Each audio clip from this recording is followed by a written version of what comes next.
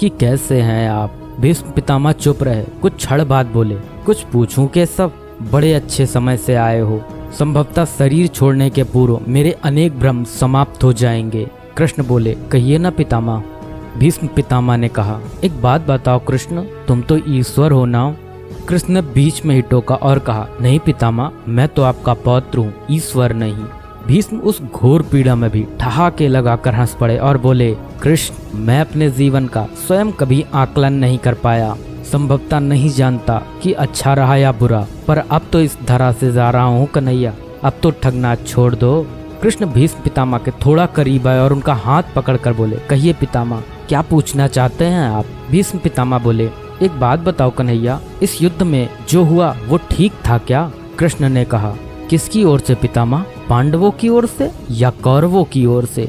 भीष्म पितामह ने कहा, कौरवों के कृत्यों पर चर्चा का तो कोई अर्थ ही नहीं रहा कन्हैया, पर क्या पांडवों की ओर से जो हुआ वो सही था।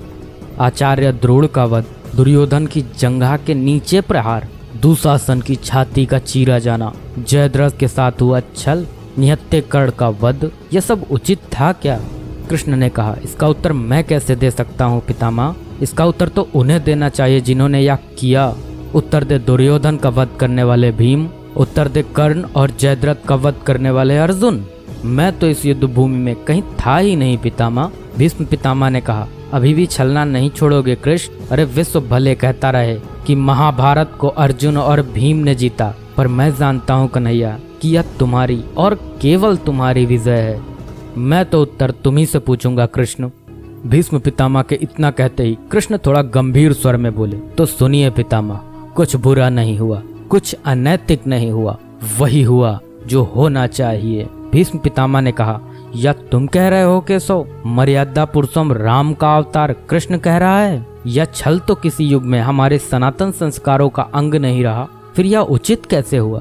कृष्ण ने कहा, इतिहास से शिक्षा ली जाती है पितामह, पर निर्णय वर्तमान की परिस्थितियों के आधार पर लेना पड़ता है। हर युग अपने तर्कों पर, अपनी आवश्यकता के आधार पर अपना नायक चुनता है। राम त्रेता युग के नायक थे, मेरे भाग में द्वापर आया था। हम दोनों का निर्णय एक सा नहीं हो सकता पितामह। भीष्म पितामह ने कहा, मैं कुछ समझ नहीं पाया कृष्ण। कृष्ण ने कहा, पितामह, राम और कृष्ण की परिस्थितियों में बहुत अंतर है। राम के युग में खलनायक भी रावण जैसा शिवभक्त होता था, तब रावण जैसी नकारात्मक शक्ति के परिवार में भी विभीषण जैसे संत हुआ करते थे। तब बाली जैसे खलनायक के परिवार में भी तारा जैसी विदुषी स्त्रियां और अंगद जैसे सज्जन पुत्र होते थे।